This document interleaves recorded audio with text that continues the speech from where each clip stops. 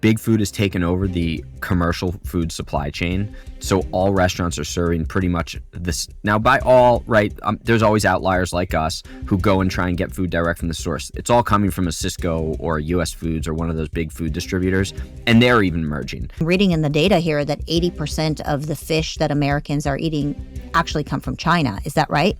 Yeah, it's 80% is imported, whether it directly comes from China or whether it's Vietnam, Indonesia, Thailand, any of those kind of Eastern countries. China does own most of the processing. So even if it was caught in Vietnam, it's probably processed through China and then shipped elsewhere.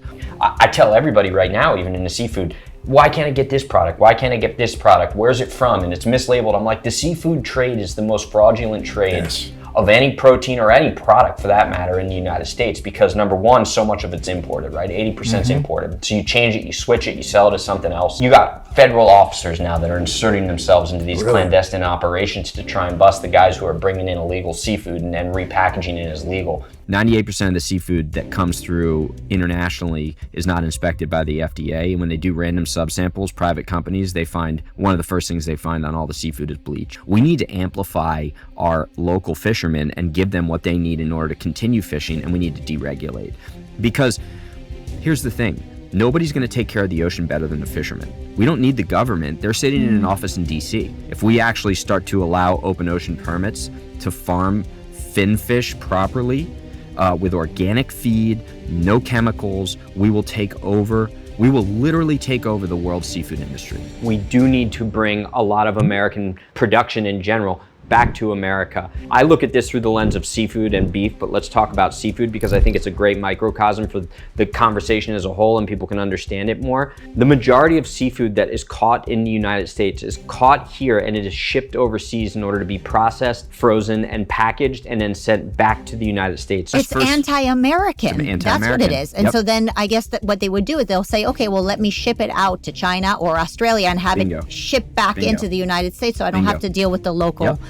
Yep. It is mind-boggling that this is happening. It's backwards, it's upside down, and that's why so much of our ground beef comes from Brazil. You give an inch to the government, it gets out of control, and what started off as an unintended consequence becomes nefarious. We've lost our power over the past 50 years, as seen through food, and it's only going to get worse if we continue on this path.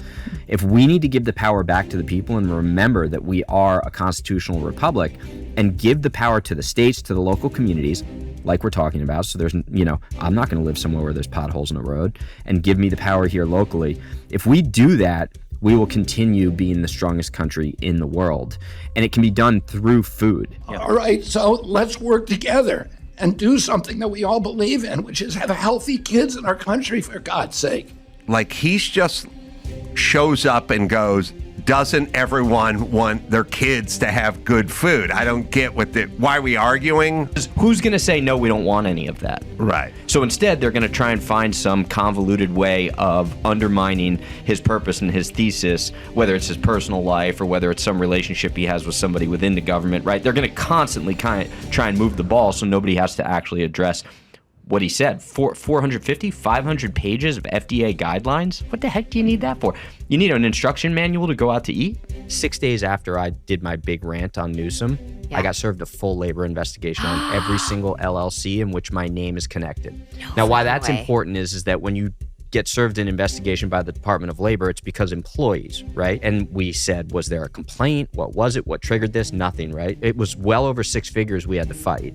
Oh my God. And it was my wife and I. She got targeted, and it was like subpoenas, everything. No justification. Nothing. You know when the lawsuit dropped? When? It got dropped the day his recall was approved. Wow. Like how crazy is that?